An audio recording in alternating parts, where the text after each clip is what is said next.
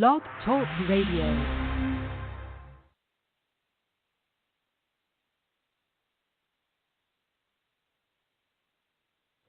Are you looking to make your next event sizzle? Then you want to get in touch with Lee Entertainment. Mark Lee, the founder of Lee Entertainment, has worked with such notable festivals as the Art of Cool, the National Black Theater Festival, the Bull Durham Blues Festival, and the Durham Centerfest, as well as the Festival of the Eno. And it definitely can provide you with some great entertainers as well as help you make your event sizzle if you're looking forward to trying to have an event in your town. Mark Lee is willing to travel anywhere in this country to make your event sizzle and has entertainers that are also willing to travel as well. So if you're looking for quality entertainment, definitely get in touch at bluesradio@gmail.com.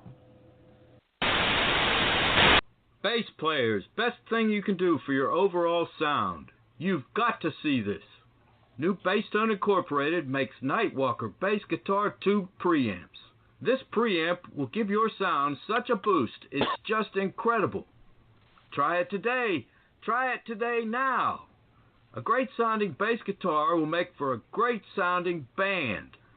Make your band sound at its best. Best thing you can do for your bass guitar sound. NewBassTone.com. NewBassTone.com. Hey guys, want to get rid of that cable bill? How about getting a streaming media center? You can watch live TV, pay-per-view, all of the premium cable content, all of the sports channels, and every movie ever made. Pay for the box once, with no monthly fees, ever. Contact Dean 13 Media at 609-807-1175.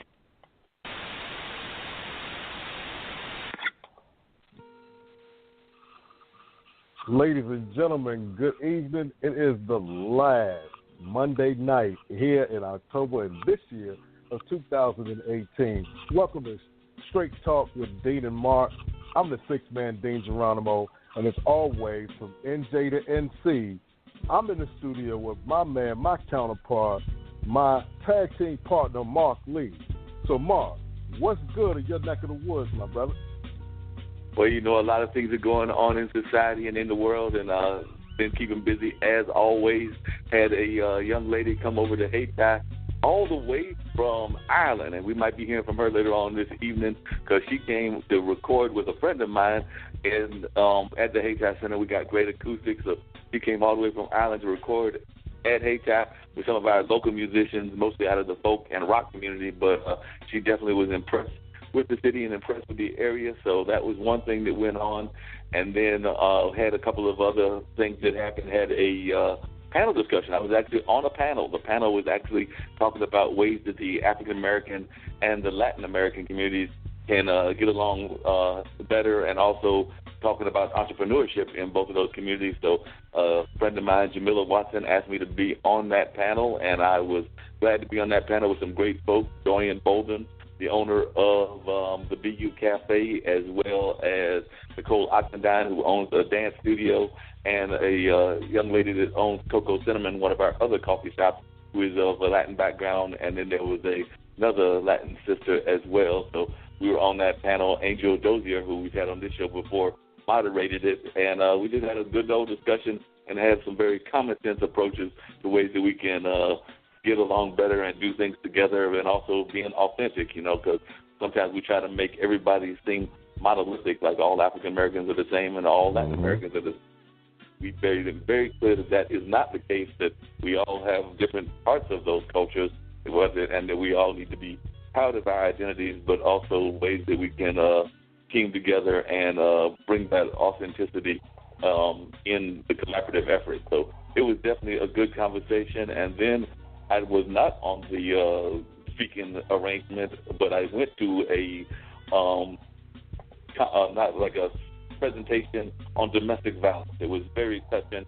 It was a friend of mine who was sharing her experiences with domestic violence when she was a teenager, and how she had to put some of that behind her, as well as a young lady who was only 23 now and has been the victim of the domestic violence. She lost her mom because of domestic violence, and that was very sad stories that we heard, as well as a young lady who was a fiber artist, a weaver, and things of that nature. And she had been actually, when she was a very young lady, handcuffed and raped, and actually stayed with her abuser for a while. So I mean, these were just some sad, very amazing stories that were shared. And if there was a dry eye in that room, I don't know how that person could have even had a dry eye, because I know that there were some very touching moments and definitely some very sad stories. But, you know, this is Domestic Violence Month, and it's definitely something that we have to be aware of, especially when those statistics are so high, when so many people are being impacted by domestic violence on a regular basis. Indeed. And the month is almost over, but the word needs to be spread year-round and continuously, because it's something that should not happen, but unfortunately it does. And also the word needs to be spread about World Stroke Day, which is actually today. Me being a 3-time stroke survivor is very important and close to home for me. So just remember, every October 29th of every year is World Stroke Day. Learn the signs of stroke. Learn what needs to be done immediately following a stroke, so that it can be, some things can be reversed, some things need to be treated, but it's better to know what is happening to you or to someone else so that you could help someone. Other than that, man, this weekend was kind of busy for me. I hosted the Southern Burlington County NAACP 8th Annual Freedom Fund in Mount Laurel, New Jersey. You know, congratulations to the branch for a successful event, and also congratulations to our honorees, so that we give them their flowers while they are still here and let them know that their work is not in vain.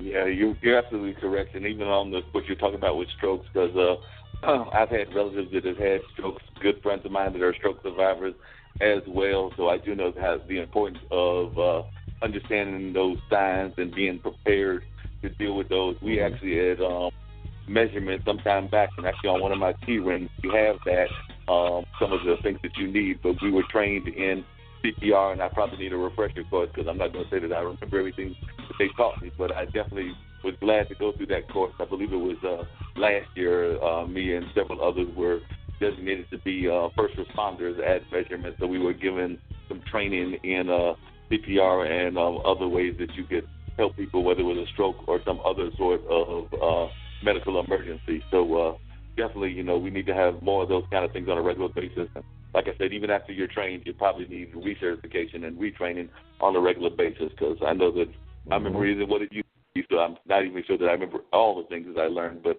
I definitely hope to go back and correct folks so that I can actually get back into that.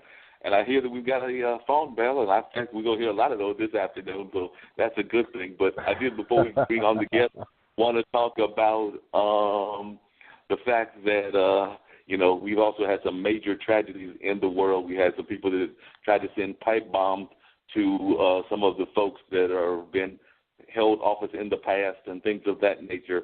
And that was just total insanity that went on last week. And, of course, we've had the synagogue shooting as well. And that's been a lot of vigils and things of that nature. Our mayor here in Durham, our current mayor, is of the Jewish faith. My dad's lady friend is of the Jewish faith. So I definitely know that a lot of friends of mine are involved in that faith. So it is definitely a sad time when we've got these shootings that are happening and people attacking people because of their religion, because of their orientation, because of their race, because of various other reasons. And sometimes it just feels like a lot of this is coming because of what is happening in the top of our government and things of that nature. So some people just feel that they have a license to do what they feel like they want to do in terms of hate. And it's something that we should not allow to happen and continue to happen. And we need to do everything we can to fight against those kinds of hate, and we definitely need to be sure to get out and vote. Like I said last Monday, I voted last Monday. Was glad that I voted last Monday, and I'm definitely encouraging my friends to get out there and vote so that we can get some of the folks that might be a little bit more on the reactionary side out of office, because it's just time for them to go and for us to try to have a more peaceful kind of society. I know that might be what some people consider a utopian kind of view, but hey, it all starts with one person and us all trying to make changes on a regular basis. So it's something that we definitely need to be trying to encourage, is to try to find ways to have unity across the lines and across the different cultures that exist in our world. Indeed. One day we're going to get it right, man. Yeah, one day we're going to get it right. We're going to get it right. Hopefully one of these days we will get it right. And before we bring our guests, I do want to mention one other thing on a lighter note, because we've had some of this heavier stuff. I was walking by my neighbor's door and kept seeing the cat staring at me, and I couldn't figure out, other than the fact that the cat knows that I am a cat person and that I love cats, why the cat was, checking me out and everything. But, maybe the cat was trying to tell me that in addition to it being the day to celebrate the whole thing with strokes and things of that nature, it is also National Cat Day. So if you've got friends out there that are into cats, and a lot of times it's about celebrating stray cats and trying to find them homes. So if you got friends that are into cats, that's probably why you've seen a lot of cat memes popping in over Facebook and Instagram and things of that nature. But for those that are feline friends, and I'm actually a fan of all kinds of animals, whether it's a dog, cat, turtles, rabbits, all kinds of critters that are out there in the world. But today, the cats got their day in the sun. So there was, among other days that are being celebrated, National Cat Day. All right then. So we're getting ready to bring our guests on in and find out who's at the door. Let's listen to Straight Talk with Dean and Mark, ladies and gentlemen. You're listening to Straight Talk with Dean and Mark. Call in to join the conversation at 646-668-8393. All right. Welcome to Straight Talk with Dean and Mark. Who do we have on the line? This is Robin Carroll. How are you doing, Robin Carroll? I'm so glad to have you on. You were one of our primary guests today, and I'm so glad to have you on. Your PR lady got in touch with me and was telling me about this wonderful book that you have put together called Two-Face, which is a mystery. And also I was reading your bio and seeing that you became an avid writer at a young age. So I was definitely interested in hearing more about that as well, because I also tried to do some writing, tried to write a newspaper when I was a youngster, probably around 8, 9, 10, something like that.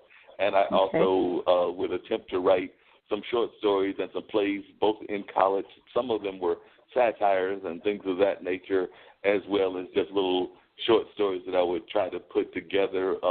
Some of them, because we're talking like the 70s, and having been born in 62 myself, being the case, some of the stories might have been a little bit on the radical side, and some of my friends that are of other societies and might have said that some of what I've been talking about is about peace and love and all of that wonderful stuff that we're trying to encourage now.